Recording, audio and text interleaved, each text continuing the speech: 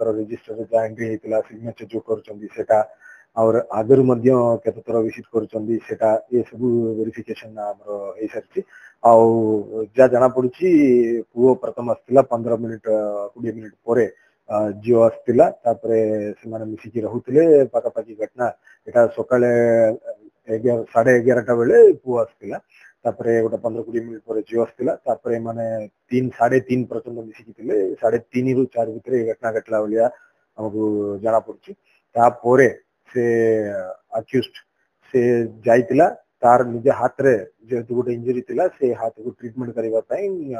medical जाइतिला medical रे ताकू treatment करी सारी की तापर जाई से गोसानगा थाना पहुंचले यही जो गैप अच्छी साहब से भितरे ये जो महिला अवस्था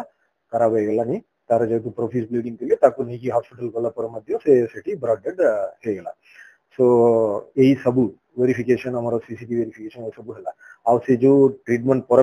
से गोटे बंद पाखरे जो गला से बंद पाखरे